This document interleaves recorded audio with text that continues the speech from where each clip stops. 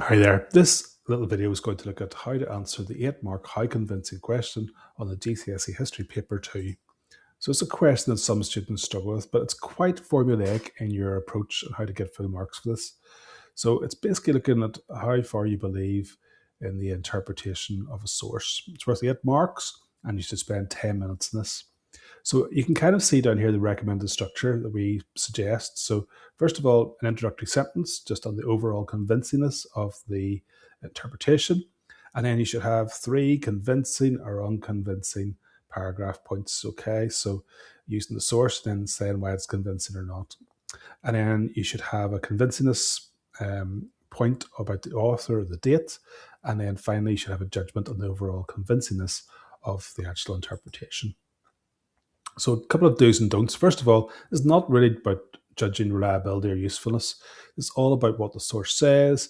You have to test it using your own knowledge. You have to reach a clear judgment. It's all about the content of the source. Please make sure you focus on that. It's first and foremost the key part of this answer, okay? Author is really important as well too, but don't go overboard in terms of the detail you give to that, okay? It should only be able to add to your argument within your answer. And definitely please bring your contextual knowledge into this answer as well. So key skills that you must show.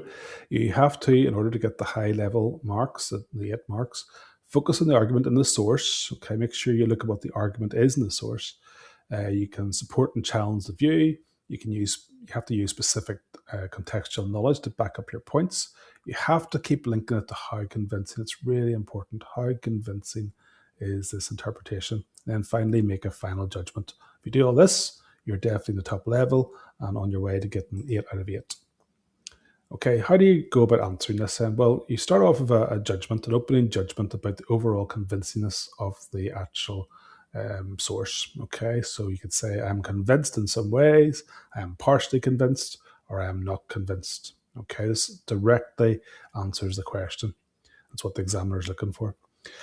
You then go on to explain why the source is convincing. So try to pick 1 or 2 points about why that source is convincing, and use phrases like this: convincing because, this is supported by the fact that, and this should be really, really good in terms of like bringing across your arguments.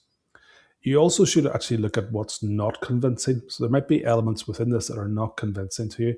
It might be missing some information you'd expect there. It might be exaggerating. It might have opposing evidence. So please use phrases like, however, this is less convincing because, or the source ignores the fact that.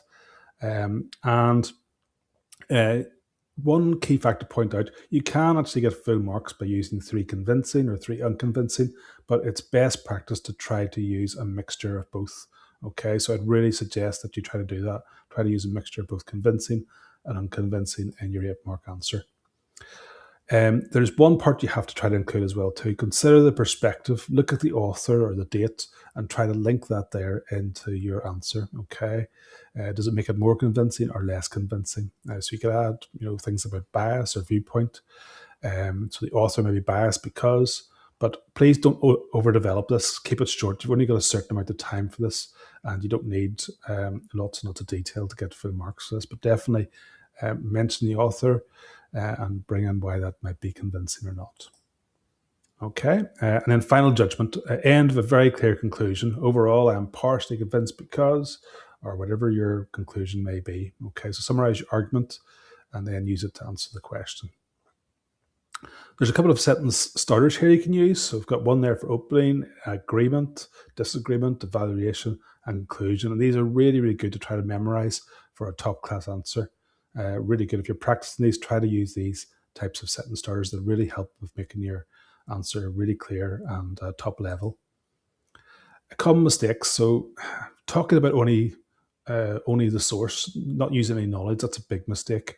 Only agreeing or disagreeing, you can do that, but please try to balance it out as much as possible. Okay, writing about reliability instead of convincingness, try to use that convincingness all the time. It's really important. Okay, and not making a final judgment and being too general, not including enough facts. To get full marks, well, top level will engage directly with what the source says and include accurate, relevant knowledge, show balance, clearly explain why it is or is not convincing, highly important, obviously, and end of a strong judgment. Okay, and these are some really good examples for you. You can see how it's structured out here, convincing and less convincing, all the way through. And you can see at the bottom of this one how the author is actually included as part of this. Okay, so that's Cuban Missile Crisis. These are all CA examples. This one here is about the origins of the Cold War. Again, you can see how it's laid out. I just do it in these paragraphs here, so it's very clear to the examiner that I've where I'm going with the answer. And this one here is on the Vietnam War. And then this one here is on Stalin's actions, I think, in Eastern Europe as well. So these are all the examples freely available for you as well. But it does let you see how to structure this answer, how to get top level marks. Hopefully it's been useful. Thanks very much for listening.